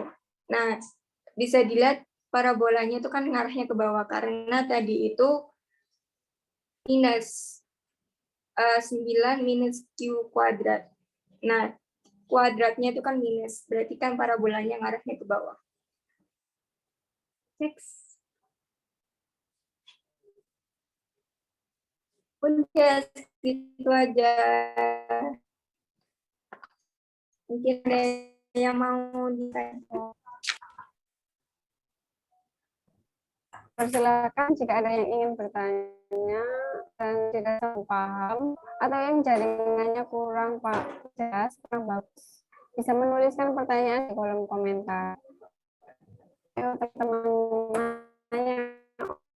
Oh, berapa ini? Yang masih belum bisa cepat. Mau nanya apa juga nggak apa-apa, mungkin kita bisa bahas bareng di sini. Barangkali ada yang belum paham. Ayo, yang Saya tadi kan contoh soalnya cuma dikit ya. Contoh soalnya tadi cuma satu-satu. Barangkali ada yang belum paham mungkin dari fungsi permintaan atau dari pajak atau fungsi konsumsi atau keseimbangan pasar kayak gitu. yang belum paham bisa tanya lewat kolom komentar atau langsung raise hand juga bisa.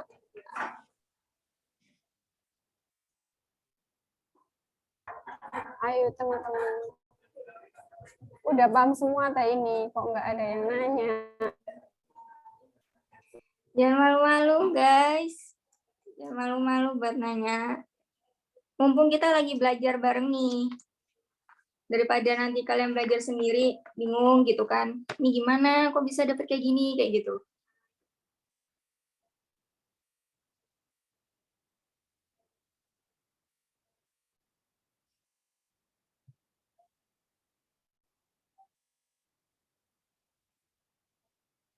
Ini nggak ada yang nanya, ayo nanya. Nanti buat UTS loh.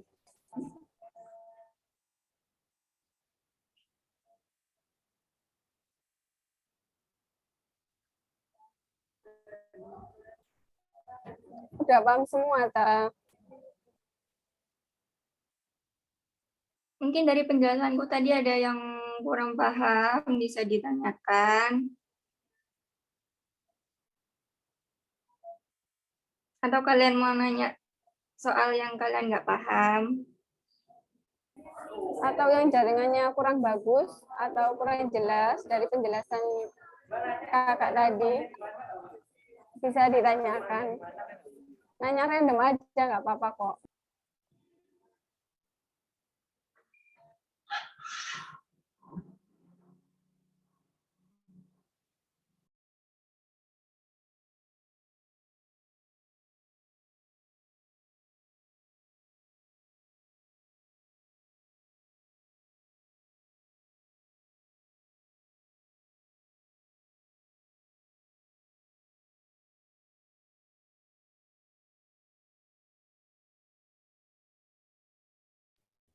Ayo teman-teman, ini susah loh matematika ekonomi. Kayaknya udah pada paham sih Kak ini teman-temannya. Ada yang nanya di kolom komentar itu Kak, domisili mana Kak? Domisili saya Sidoarjo.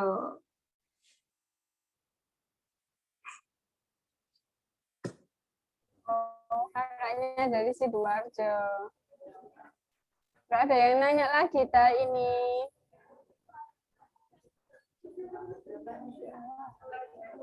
Sudah paham semua ya?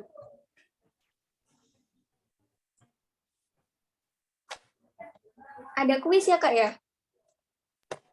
Iya, ada kuisnya. Mungkin langsung kuis aja kali ya. Saya udah pada paham kayaknya ya.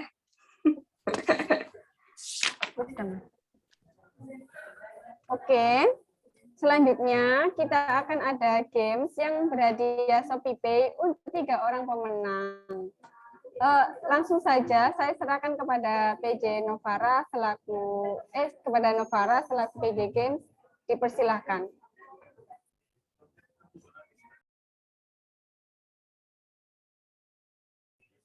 Nanti linknya pakai gamesnya pakai quiz. Nanti linknya ditaruh di kolom komentar ya. Ikut semua gamesnya ya, karena ada hadiah Shopee Pay untuk 3 orang pemenang.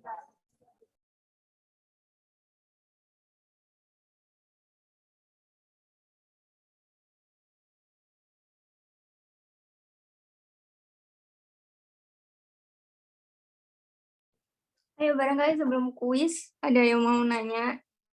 Lumayan loh, dapat Shopee Pay. Kalau kalian nggak bisa jawab kan eman ya. Ya kan Kak ya, eman ya. Iya Kak. Sambil nunggu gamesnya disiapkan, barangkali ada yang mau nanya, nggak apa-apa. Lumayan. Buat tadi yang belum paham bisa ditanyakan.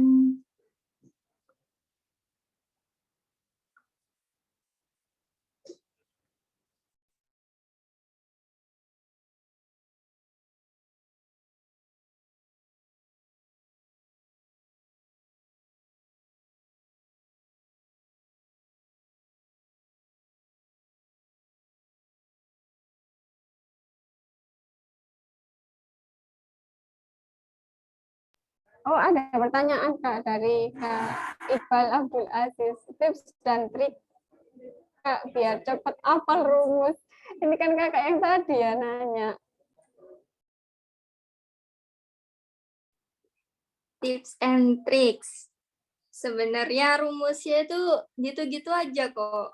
Nyarinya itu nggak sesusah itu. Kebanyakan itu dari soal-soalnya itu pasti makanya itu PD sama dengan PS atau QD sama dengan QS. Nah, jadi kita itu cuma harus pinter-pinter mindah ruasin, terus habis itu ngitungnya jangan sampai salah, terus kayak ngitung apa dalam kurungnya itu. Pasti kan yang salah itu kan dipindah ruas sama ngitung di dalam kurungnya itu. Nah, seperti itu. Sebenarnya rumusnya itu juga nggak beda jauh. Semuanya ini sebenarnya rumusnya hampir sama. Cuman yang bedain tuh kan ada rumusan tambahan dari pajak, kayak TK sama P, aksen min P, kayak gitu. Nah, itu mungkin bisa dihafalin. Untuk yang lainnya itu sama aja sih. Ya, sama aja. Saya lihat-lihat juga sama aja sebenarnya rumusnya. Atau bisa dihafalin itu rumusnya tabungan. Tapi itu gampang sih itu. Kalau misalnya kalian udah dapetin konsumsi, pasti tabungan langsung kayak gitu. Saya cuma tinggal mulai 1 minggunya itu toh. Jadi gampang sih sebenarnya, nggak ada yang susah. Matematika itu tidak susah. Dulu pas pemikirannya itu masih seperti saya. Pikirannya dulu itu matematika itu susah banget, kayak bikin pusing lalala kayak gitu. Nah, pas kuliah ini berguna banget, jadinya lebih cepat ngitungnya juga. Terus kayak, oh aku udah pernah tahu nih rumus ini, terus kayak jadinya ya udah gampang kayak gitu, tinggal masukin terus ngitung udah. Jadi tidak ada ilmu yang sia-sia kok sebenarnya. Nanti juga bakalan kepake. Tenang aja. Semuanya pasti bakal kepake pada masanya. Oh, baik. Jadi intinya itu harus teliti ya, Kak ya. Iya, harus teliti di Oke, perhitungannya. ada pertanyaan lagi dari Uday Hasibuan. Pertanyaannya, tips dan trik UTS offline Kak, gimana? Pasti lebih susah ya, pasti lebih menakutkan. Soalnya kan offline gitu loh. Jadi gimana nih Kak tipsnya? Pasti offline lebih menakutkan sih. Dulu offline tuh soalnya cuma dapet di semester 1 sih. Jadi untuk apa namanya UTS atau UAS hitung-hitungan itu nggak dapet pas itu waktu zaman saya.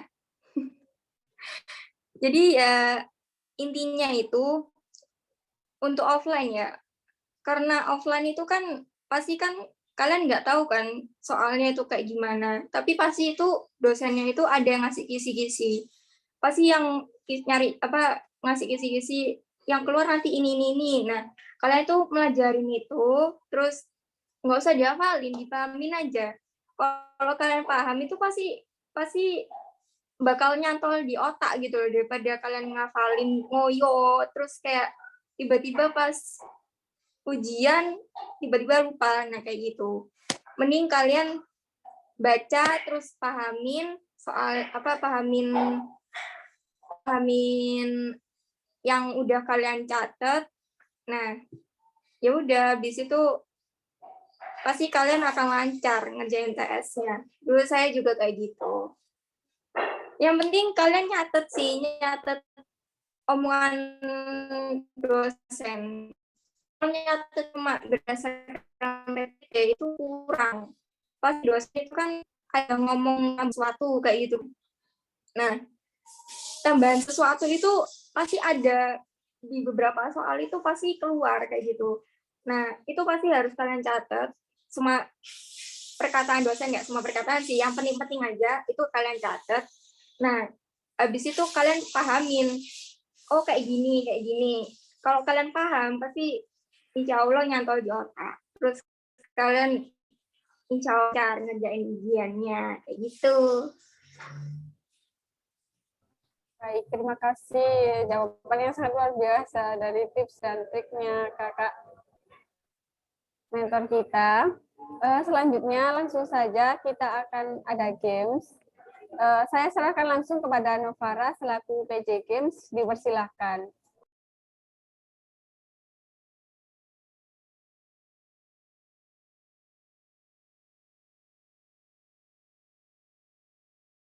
Nanti untuk link gamesnya admin taruh di kolom komentar ya.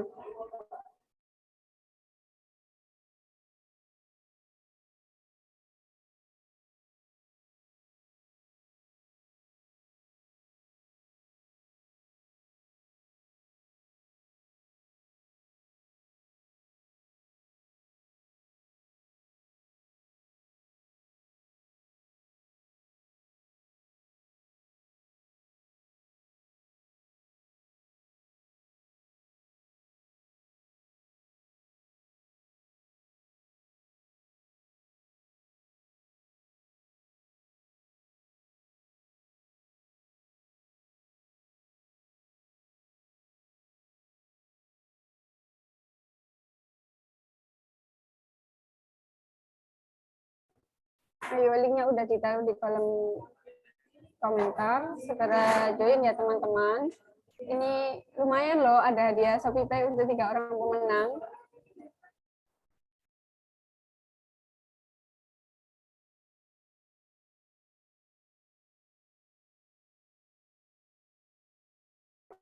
Untuk kuisnya ditunggu sampai jam 5, nanti kita akan mulai sampai jam 17.00.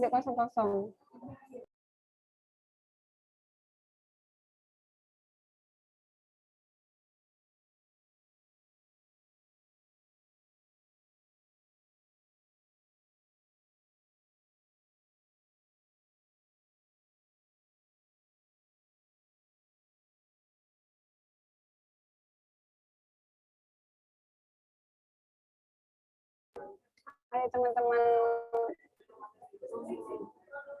ditunggu.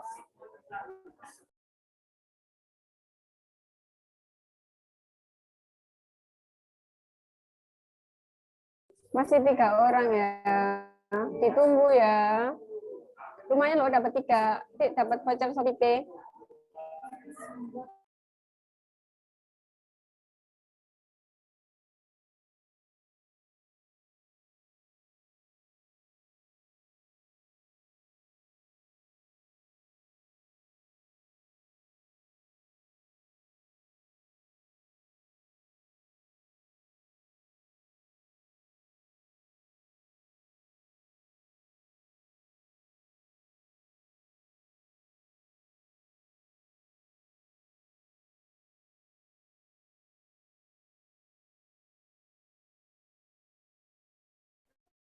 Bisa pakai nama itu ya, nama kalau ini itu namanya berbuka puasa kan nggak tahu siapa.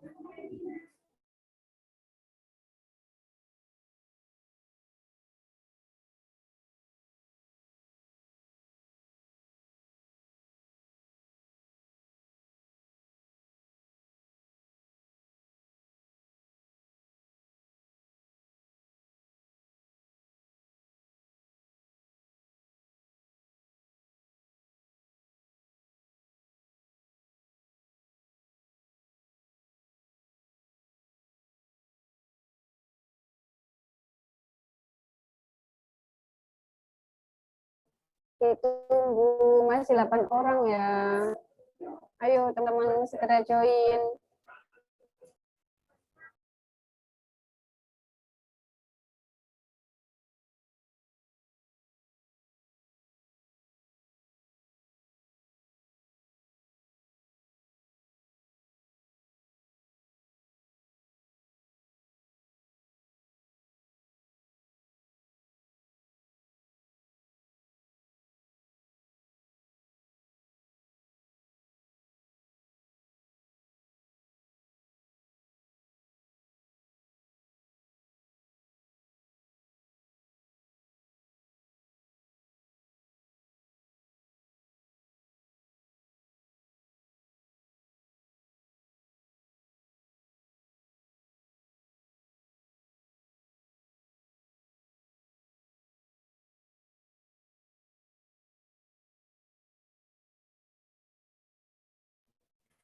Ada di kolom komentar.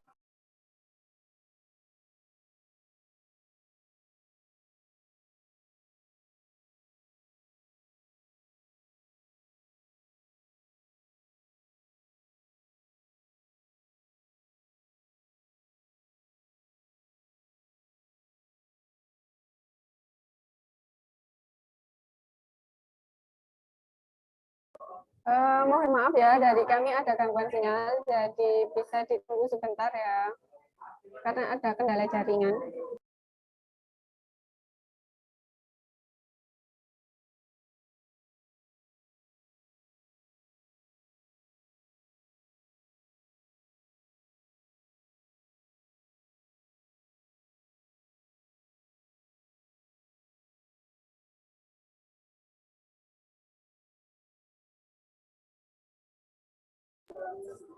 Ditunggu ya teman-teman gamesnya.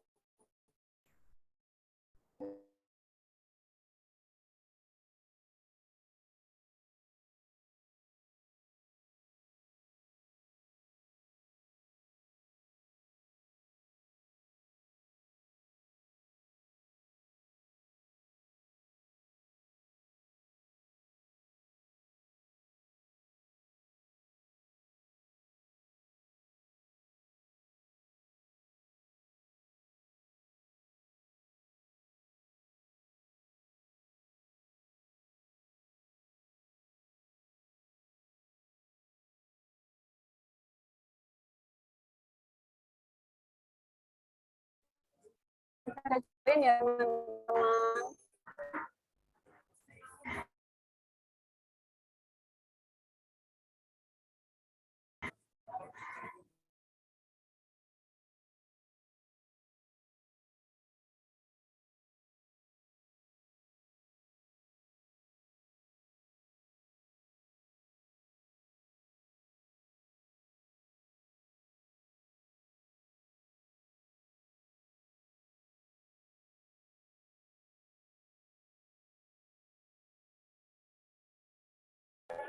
Oke, gamesnya langsung dimulai aja.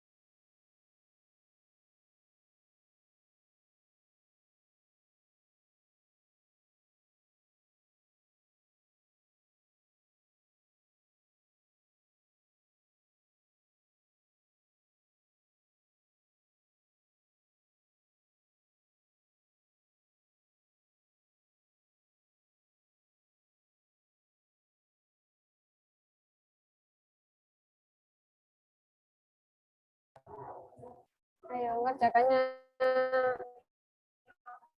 hati-hati ya, biar jaga.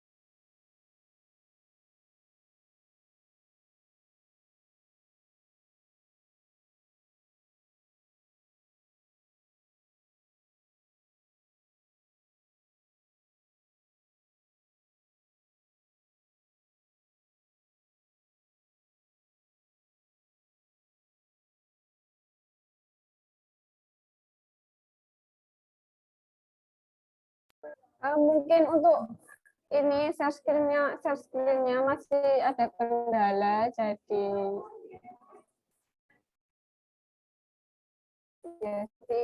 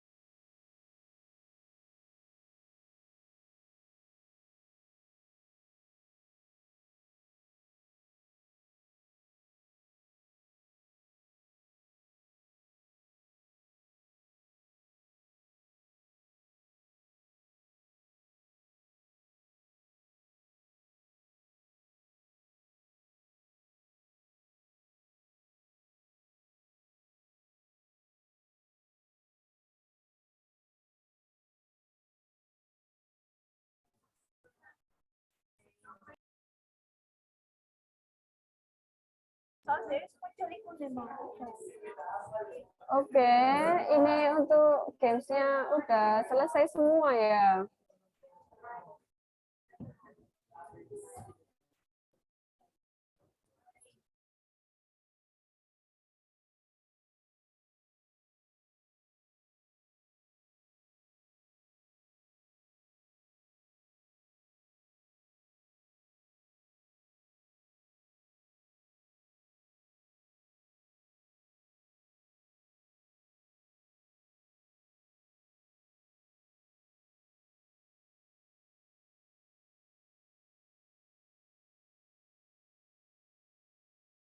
Ini udah semua dah yang gamesnya udah selesai semua ya.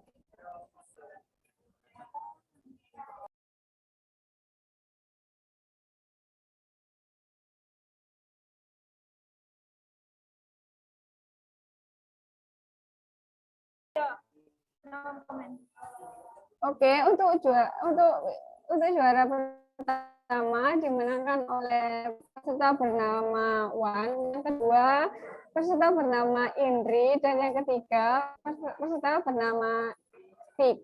Untuk yang juara 1 sampai 3 bisa menghubungi kontak person yang sudah admin taruh di kolom komentar ya.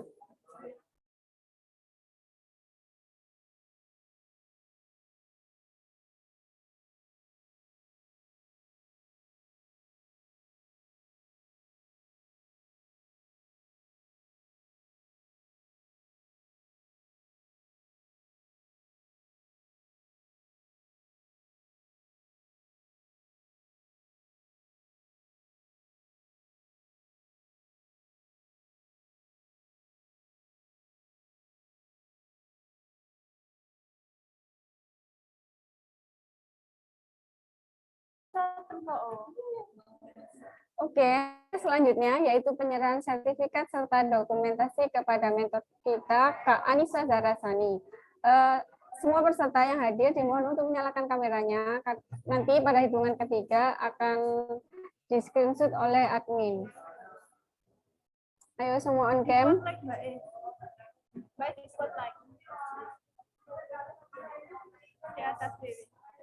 Semua on cam ya. 1, 2, sebentar ya. 1, 2, 3. Lagi. 1, 2, 3. Oke, lagi ya.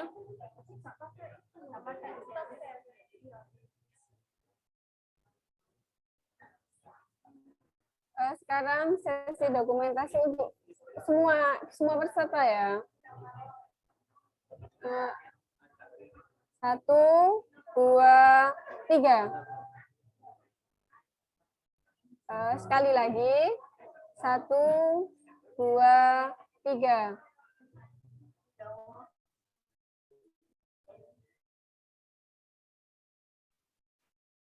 Baik.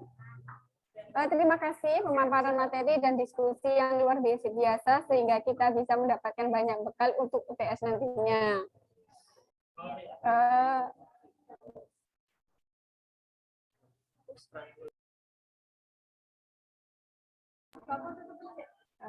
Terima kasih banyak pada pemateri serta peserta yang telah mengikuti study together ini dari awal sampai akhir. Saya mewakili panitia yang bertugas menyampaikan mohon maaf atas salah kata dan perbuatan. Akhir kata, Waalaikumsalam warahmatullahi wabarakatuh. Terima kasih. Waalaikumsalam warahmatullahi wabarakatuh. Teman-teman boleh live Zoom. Terima kasih teman-teman undang-undang saya, khususnya di intelektual. Terima kasih. Iya, sama-sama Kak. Terima kasih semuanya. Sukses pokoknya UAS-nya. Sukses UTS-nya. UAS ya. UTS. Terima kasih ya. UTS. Kak mentor yang sudah mengajari kita pada sore hari ini. Terima kasih banyak. Sukses.